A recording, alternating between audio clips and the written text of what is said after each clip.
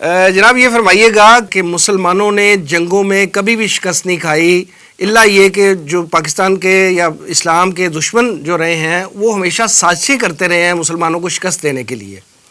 تو آپ کیا سمجھتے ہیں کہ یہ پاک افغان جو سرحد پہ جو تنازع شروع ہوا ہے یہ اسی کا شاخسانہ ہے اور یہ اسی طرح کی سازش کی جا رہی ہے کہ طالبان کی حکومت اور پاکستان کی حکومت میں رفت ڈالی جائے؟ بسم اللہ الرحمن الرحیم. پہلے تو میں چند مختصر سی مثالیں دوں گا جو آپ نے بات کی کہ یہ جو سازشوں کے ذریعے سے جی سلطنت عثمانیہ پہلی جنگ عظیم میں اسی لیے شکست کھائی اور اس کے بعد مکمل کولیپس ہوئی کیونکہ عرب اور ترک آپس میں ان کو لڑا دیا گیا تھا اور عربوں نے بغاوت کی اور ترک جو تھے پورے مڈل ایسٹ میں ہار گئے. ٹھیک.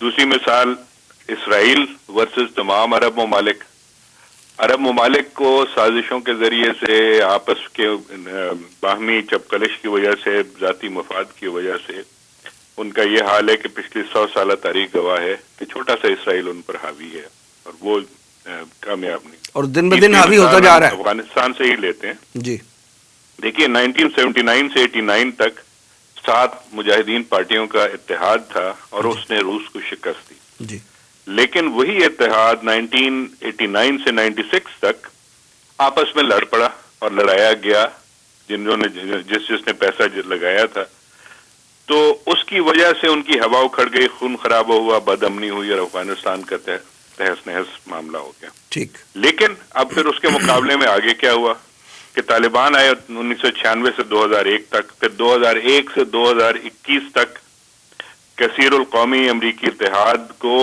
طالبان کے اتحاد نے ایک شکست فاش دی. بالکل. تو واقعی آپس کی لڑائی نے مسلمانوں کو ناکام کیا اور جہاں وہ متحد ہوئے مسلمان تھوڑے ہونے کے باوجود غالب ہوئے. صحیح. اچھا اب میری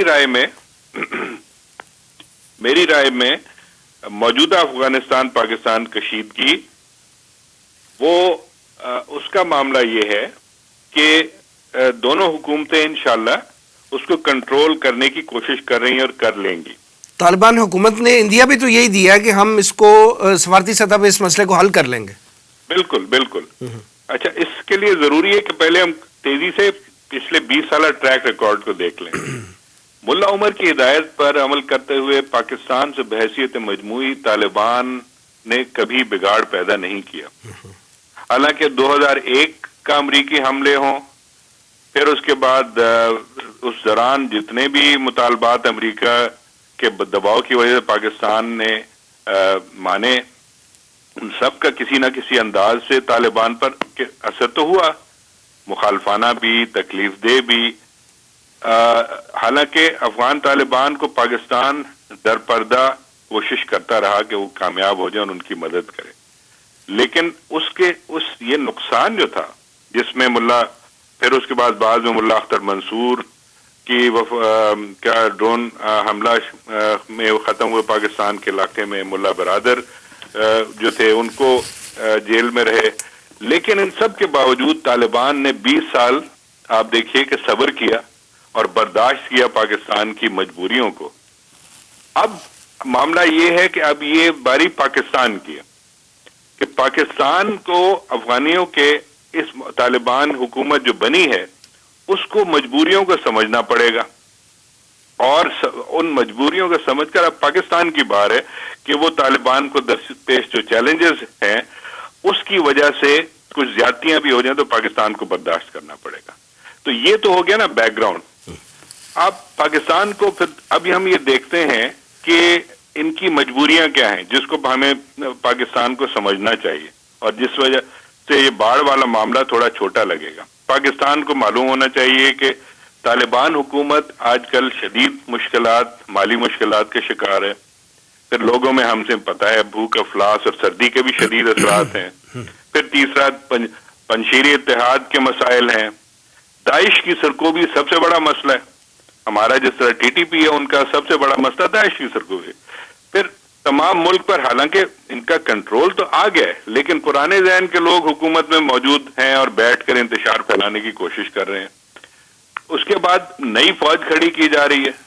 پھر یہ کہ یہ ملیشیا کنٹرول ہوتا ہے وہ اتنا اس طرح کا ہماری فوج یا ہماری بیوروکریسی کی طرح تو نہیں نظام ہوتا ہے نا، تو اس وجہ سے ان کا ابھی سرحدی علاقوں پر وہ کنٹرول نہیں ہے.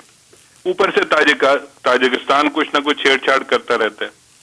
سب سے بڑا یہ کہ امریکہ کی زیر قیادت مغربی ممالک اور بیشتر ممالک نے ان پر پابندیاں لگائی ہوئی ہیں، جس وجہ سے نہ وہ تجارت کر سکتے ہیں، نہ بڑے پروجیکٹ کھول سکتے ہیں ملکوں کے ساتھ. اور ان میں سونے پر سہاگا یہ کہ پس پردہ امریکہ اور انڈیا کی پوری کوشش ہے کہ طالبان حکومت کو ختم کریں. تو یہ مجبوریاں پاکستان کو سمجھنی پڑیں گی. لیکن ان سب کے باوجود ہم اگر دیکھیں کہ پاکستان افغان حکومت کی غیر رسمی مدد کر رہا ہے. کل ہی انہوں نے $6.5 کروڑ پاک کی امداد کا اعلان کیا. پھر علامہ کل بتا رہے تھے کہ علامہ اقبال اوپن یونیورسٹی کا کیمپس کابل میں کھولنے جا رہے ہیں. اخوت فاؤنڈیشن کو کہا ہے کہ مختلف پروجیکٹس وہ وہاں شروع کر سکتے ہیں. تو اب ان سب معاملات میں ہم دیکھ سکتے ہیں کہ دونوں سائیڈیں جو ہیں سرکاری طور پر بھی وہ کوشش کر رہی ہیں کہ ان معاملات کی وجہ سے چیزوں کی جو بھی کشیدگی ہے، خصوصاً یہ کہ باڑھ کی کشیدگی جو ہے، اس کو ہم مذاکرات کے ذریعے سے کنٹرول کریں. اور انشاءاللہ اسلامی افغانستان پاکستان کے ساتھ مل کر اس تاریخ کو نہیں دہرائے گا جو پہلے سازشوں کے ذریعے سے رہی ہے. یہ میرے